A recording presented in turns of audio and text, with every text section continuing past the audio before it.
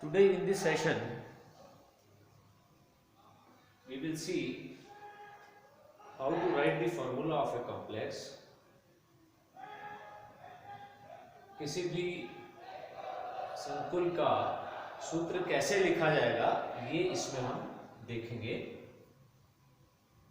और ये हम कोऑर्डिनेशन केमिस्ट्री पढ़ रहे हैं बीएससी पार्ट 2 का पेपर फर्स्ट, उसमें एक फॉर्मूला राइटिंग पे भी क्वेश्चन अक्सर एग्जाम में पूछा जाता है।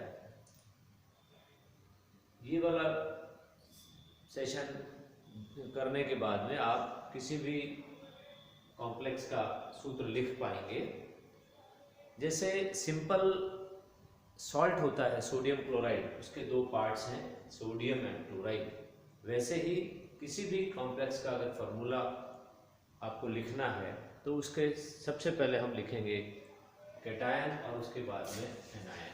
सबसे पहले धनायन लिखिए और फिर एनायन लिखिए, ऋणायन लिखिए। धनायन और दूसरा भाग होगा उसका ऋणायन।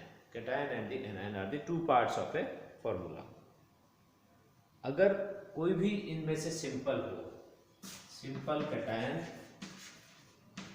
और सिंपल एनायन हो, धनायन या ऋणायन सिंपल हो, सरल हो, तो उसको साधारण लवणों से प्राप्त आयनों के समान लिखा जाता है, as it is obtained from the simple salts. ऐसा लिखते हैं जैसे पोटेशियम है, सोडियम है, क्लोराइड है। ये बिल्कुल सिंपल नेमिंग जैसे होती है इनकी, वैसे किसी सिंपल सॉल्ट से ये मिले हों इस तरीके से इनको लिखते हैं। इफ कैटायन और एनायन इज सिंपल, सरल अगर धनायन और ऋणायन हो तो इस तरीके से हमको लिखना है। कॉम्प्लेक्स स्पीसीज का अगर दूसरा पार्ट होता है कॉम्प्लेक्स में, कॉम्प्लेक्स स्पीसीज, उसका सूत्र लिखते समय पहले धातु का संकेत और फिर लिगेंड का संकेत लिखा जाता है। पहले मेटल लिखते हैं, मेटल का फॉर्मूला, और फिर उसके बाद में लिगेंड।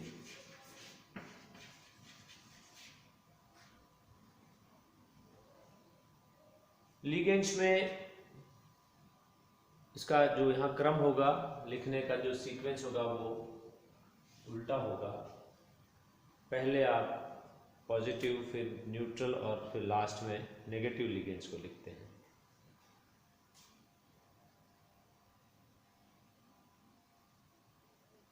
तो इसका उल्टा क्रम लेना पड़ेगा आपको।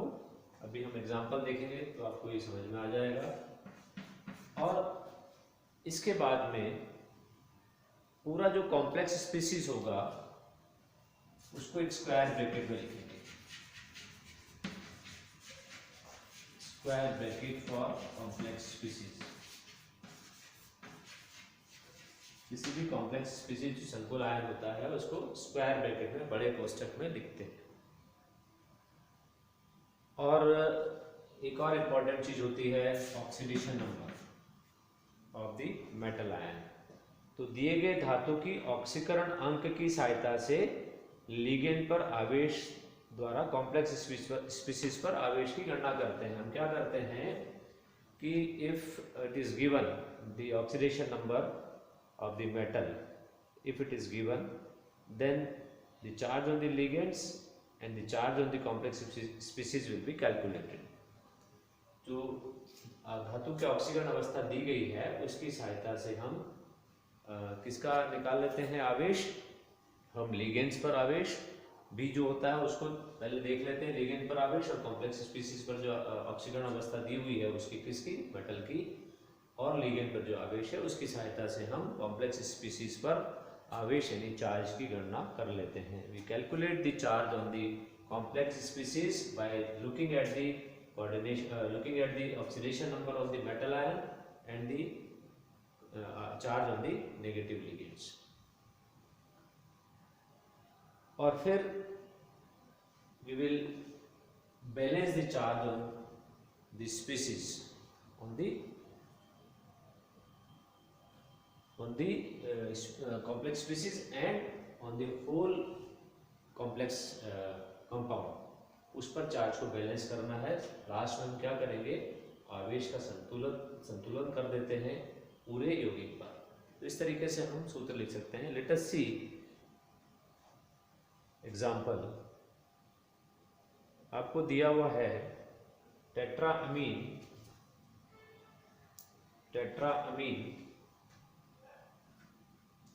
एग्जाम्पल लेते हैं।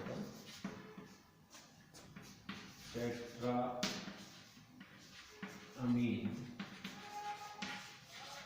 एक्वा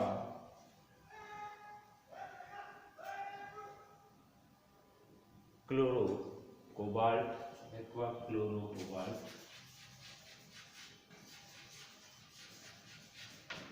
लेकिन में लिखा हुआ थर्ड और लास्ट में है क्लोराइड।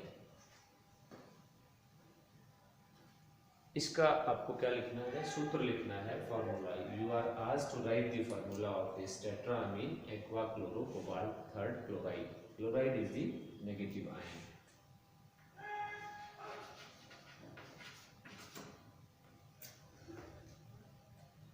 अब जैसा आपको बताया, फर्स्ट रूल ये था कि राइट दी सिंपल कैटायन और एनायन को अलग अलग लिखना है, पहले कैटायन और बाद में एनायन।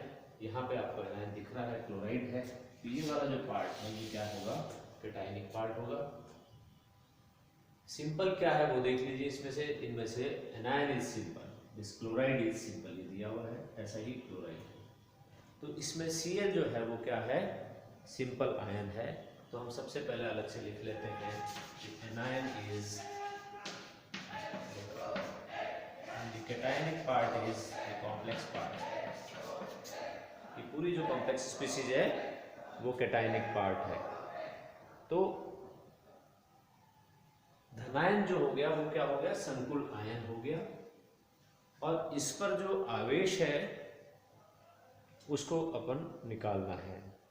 कैसे निकालेंगे, देखिए अब अपन क्लोराइड है, chloride is the last part, उसको हम लिख लेते हैं। और इस पर नेगेटिव चार्ज होगा, या इसको हम अभी छोड़ देते हैं। तो पहले हम कॉम्प्लेक्स स्पीसीज की बात कर लें। तो ये है कोबाल्ट, पहले मेटल लिखना है और उसके बाद में लिगेंड लिखना है। और इसको आपको ध्यान है किसमें लिखना है, स्क्वायर ब्रैकेट में लिखना है। तो इसमें aqua H2O टेट्राअमीन NH3 cobalt metal लिख दिया आपने, एमीन एक्वा और फिर एमीन, ये आपने इस तरीके से लिख दिया है। और इसमें क्लोरो भी है यहाँ पे, ये this is in the form of ligand, ये क्लोरो, ये स्क्वायर ब्रैकेट आपने बंद कर दिया है। और इस पर आवेश हमें पता नहीं है। Suppose X is the charge on this complex species, X is the charge on the complex species, X क्या है, संकुल आयन पर आवेश है। अब X को हम कैसे कैलकुलेट करेंगे,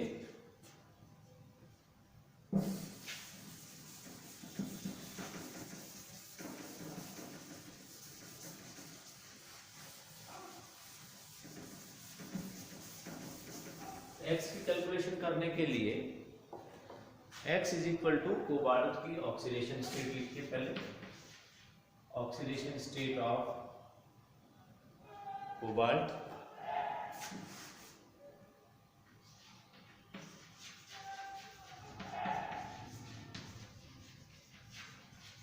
आपको दिख रही है, वो कितनी है लिखी हुई सूत्र में,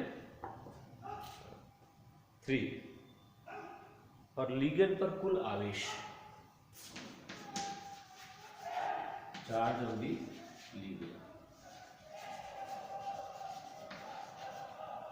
लिगेंड पर कुल आवेश। अब आप देखिए ऑक्सीडेशन स्टेट है 3 और लिगेंड पर चार्ज कितना है, यहाँ पर लिगेंड्स पर 3 लिगेंड्स हैं, H2O एक्वा, ये न्यूट्रल है, amine is also neutral but this is having -1 charge, -1, ये एक ही है इसलिए ये -1। So with sign we have to write the charge on the ligand. कितना हो गया आप देख सकेंगे, इससे कैलकुलेट करेंगे तो it will be +2. X is +2. The charge on the complex species is +2. So X is our +2. इसको ऐसे लिखेंगे CO H2O NH3 4 2+ क्लोराइड कितने होंगे तो Cl2, क्योंकि टोटल चार्ज अगर वो है कितना +2 है तो उसमें उसको कंपनसेट करने के लिए ओवरऑल चार्ज विल बी 0. उसको करने के लिए यहाँ कितने क्लोराइड आयन चाहिए, 2 चाहिए.